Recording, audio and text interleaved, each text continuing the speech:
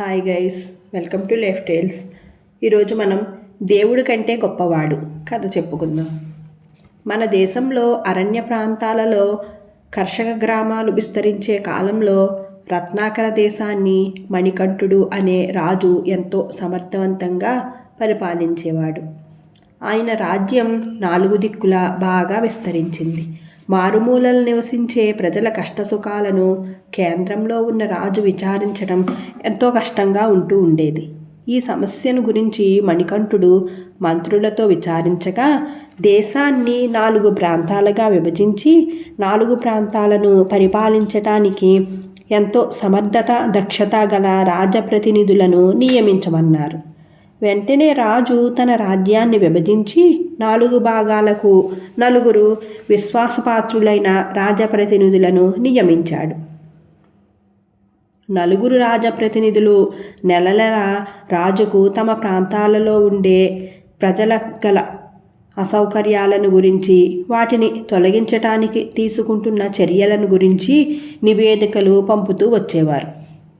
వారిలో ప్రతి ఒక్కరూ తన రాజ్య భాగం మిగిలిన 3 కన్నా ఎంతో చక్కగా ఉన్నతంగా తయారు కావాలని తమలో తాము పోటీ పడ్డారు. ప్రజలను ఉత్సాహపరచడానికి వారు ప్రాంతీయ అభిమానాలను రెచ్చగొట్టేవారు. కొత్త ప్రజాప్రతినిధులు తమలో తాము పోటీలు పడి ప్రజలలో ఎప్పుడో వెనకబడిపోయిన జాతి వైర్యాలు తిరిగి తల ఎత్తడానికి అవకాశం కలిగించారు. ఇంతేకాకుండా ఏ ప్రాంతంలో అభివృద్ధి అయ్యే సంపద ఆ ప్రాంతం నుంచి మరొక ప్రాంతానికి పోకుండా రాజప్రతినిధులు కట్టుదిట్టాలు చేశారు. ఉత్తర భాగంలో పత్తి బాగా పండుతుంది, కానీ నేతల్లో ప్రావీణ్యం గల జాతులు దక్షిణాన ఉన్నాయి. ఒకే రాజ్యంగా ఉన్నప్పుడు ఉత్తర ప్రాంతపు పత్తి దక్షిణ ప్రాంతం నేతగాళ్లకు అందేది. దేశంలో మేలురకం వస్త్రాల ఉత్పత్తి విస్తృతంగా సాగింది.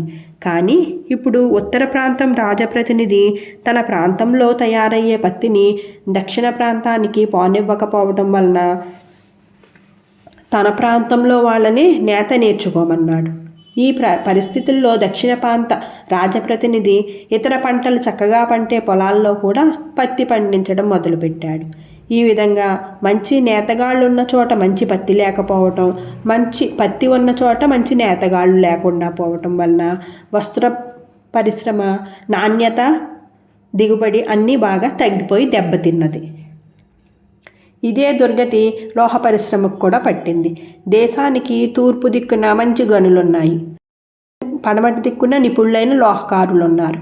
కానీ తూర్పు ప్రాంతపు రాజప్రతినిధి లోహాలను పడమరకు పోనివ్వకుండా చేయటం వలన లోహకారులకు తన ప్రాంతంలో అభివృద్ధి చేసే ప్రయత్నం చేశాడు.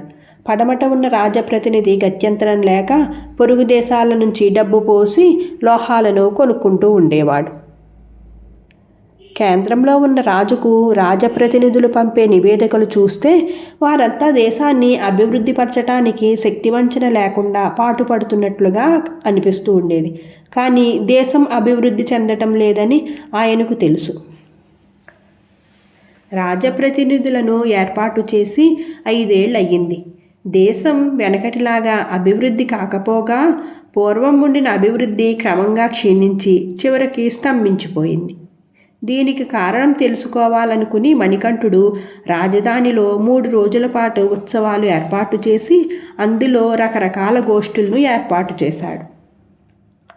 ఒక గోష్ఠిలో వర్తకులు ప్రసంగిస్తూ గడిచిన 5 ఏళ్లలో దేశంలోని వర్తకం చాలా అభివృద్ధి అయ్యిందని అన్నారు. అలాగే పరిశ్రమల వాళ్ళు దేశమంతటా పరిశ్రమలు బాగా పెరిగాయి అని అన్నారు.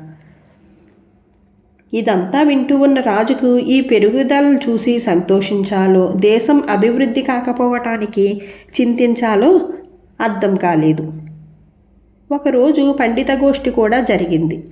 ఆ గోష్ఠిలో శశిభూషణుడు అనే పండితుడు అసాధారణమైన ప్రజ్ఞ చూపించి రాజుగారి నుంచి బహుమానం పొందాడు.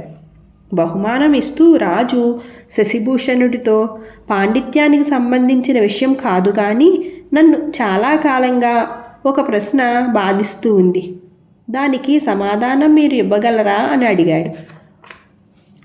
శశిభూషణుడు అందుకు, నేను ప్రయత్నం చేస్తాను, అది ఏమిటో చెప్పండి అని అన్నాడు.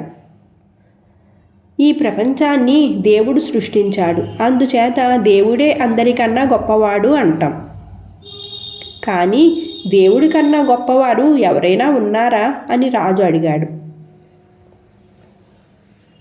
లేకేం, దేవుడి కన్నా గొప్పవాడు మనిషి అన్నాడు శశిభూషణుడు. రాజు తెల్లబోయి సమాధానం చెప్పగానే, మీ బాధ్యత తీరిపోదు, మరి అది సరి అయినది అని నిరూపించుకోవాలి అని అన్నాడు.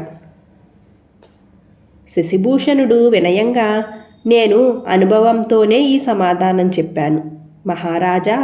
దేవుడు నా నుదుట పాండిత్యం సంపాదించమని రాశాడు. దాని ఆధారంగా నేను ఉత్తర ప్రాంతంలో బోధకుడిగా యువకులకు విద్య చెబుతూ ఉండేవాణ్ణి. కానీ నేను తూర్పు ప్రాంతానికి చెందినవాణ్ణి కావటం చేత నా ఉద్యోగం ఊడింది. అందుచేత నేను నేర్చుకున్న విద్యను నలుగురికి పంచి ఇచ్చే పని మానుకుని ప్రస్తుతం వ్యవసాయం చేసుకొని జీవిస్తున్నాను. దేవుడు గీసిన గీతను మనిషి చెరిపేశాడు కదా, ఇద్దరిలో ఎవరు గొప్పో తమరే చెప్పండి అన్నాడు. శశిభూషణుడి మాటలతో రాజుకి కనువిప్పయింది. జరిగేదంతా అర్థమైంది. ఏకరాజ్యంగా ఉండవలసినది 4 చిన్న దేశాలుగా మారిపోయింది. దీన్ని గురించి రాజు తిరిగి మంత్రులతో చర్చించాడు.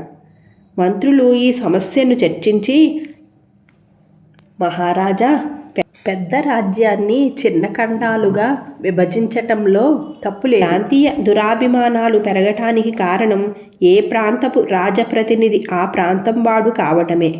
రాజప్రతినిధులు దుర్మార్గులు, అసమర్థులు అనటానికి కూడా లేదు. కానీ ఒక ప్రాంతం వాణ్ణి మరొక ప్రాంతానికి రాజప్రతినిధిగా వేస్తే ఈ దుస్థితి కలిగేది కాదు. వారికి స్థానచలనం కలిగించండి, సమస్య పరిష్కారమవుతుంది. ప్రజలు తమంతా ఒక దేశ పౌరులమేనని తెలిసి మసులుకుంటారు. వివిధ ప్రాంతాల మధ్య పోటీ పోయి సఖ్యత ఏర్పడుతుంది అని చెప్పారు మంత్రులు. రాజు అలాగే చేసి దేశం అభివృద్ధిని సాధించేటట్లుగా చేశాడు. కథ సుఖాంతం. గైస్, ఇప్పుడు నాకొద్దా స్వర్గం కథ చెప్పుకుందాం. సుముడు సౌమ్యదేశానికి యువరాజు.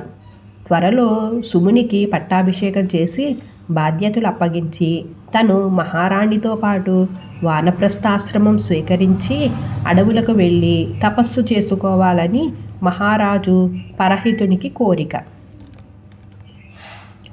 అయితే సుముఖుడికి మాత్రం చిన్న వయసు నుంచి రాజ్యసుఖాల మీద కన్నా ప్రజాహితం మీద దైవ ధ్యానంలోనూ మంచి ఆసక్తి.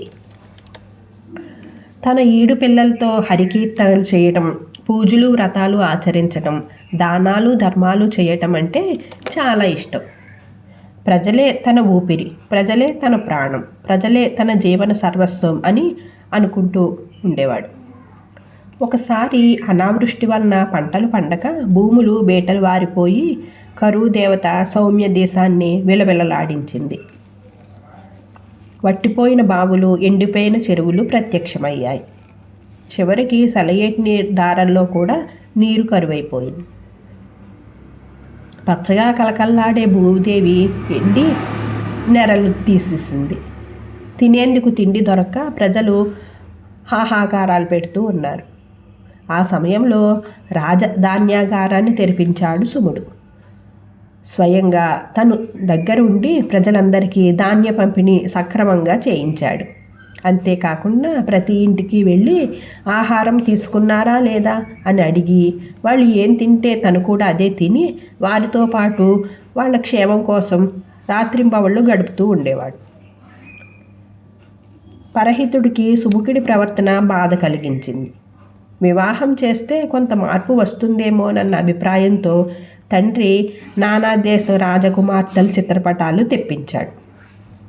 అయితే తను వివాహం చేసుకొని సుఖించబోయే ముందు తన ప్రజలను సుఖశాంతులతో ఎటువంటి కొరతలు లేకుండా చూడాలని సుముని అభిప్రాయం. రాజగురువులను సలహా అడిగితే భగవంతుడిని గురించి తపస్సు చేయమని చెప్పారు. సుముడు కేవలం ప్రజాహితం కోసం సర్వసుఖాలు త్యాగం చేసి అరణ్యం మధ్యలో ఎటువంటి ఆచ్ఛాదన లేకుండా ఎండావానలకు ఎండుతూ తడుస్తూ ఘోర తపస్సు చేయడం ప్రారంభించాడు. అలా చాలా సంవత్సరాలు చేశాడు. సురపతికి ఆరాటం కలిగి దేవదూతల్ని పంపించాడు. ఆ దూతలు సుమునికి ప్రత్యక్షమయ్యి స్వర్గానికి రమ్మని కోరారు. ఏముంటుంది మీ స్వర్గంలో అని అడిగాడు సుముడు. వెర్రిబాగులవాడ, స్వర్గ సుఖాల గురించి నువ్వు వినలేదా? అద్భుత భవనాలు, అందమైన సరస్సులు, జరామరణాలు దగ్గరికి చేరనివ్వని అమృతం, హంసతూలికలు, అచ్చరులేమిన ఎంతో ఆశ్చర్యపోయే సేవలు, రంభా ఊర్వశి మేనకల వంటి అందగత్తెలతో ఆలింగనా భాగ్యం. అలా ఒకటేమిటి అంటూ దండకం చదివారు. నా ఒక్కడికేనా? మరి మా ప్రజలకో అని అడిగాడు సుముడు. కేవలం తపస్సు చేసిన వారికి మాత్రమే. ఆ పుణ్యం కాస్త అయిపోగానే మరొక జీవిగా భూలోకంలో పుట్టవలసిందే అన్నారు దేవదూతలు. నా ప్రజలకు అందని అమర సుఖాలు, ఆ సుఖాల అనుభవంతో తరిగిపోయే పుణ్యం, ఆ స్వర్గమే నాకొద్దు అంటూ సుముడు కనులు మూసుకుని ధ్యానంలో మునిగిపోయాడు. ఆ విషయం సురరాజుతో చెప్పటానికి దేవతలు వెనక్కి తిరిగి వెళ్ళిపోయారు. తన ప్రజలకి లేని సుఖం తనకు అక్కర్లేదని ఆనాటి రాజులు అన్నారు. అయితే మరి ఈనాడో? కథ సుఖాంతం. Thank you for watching guys.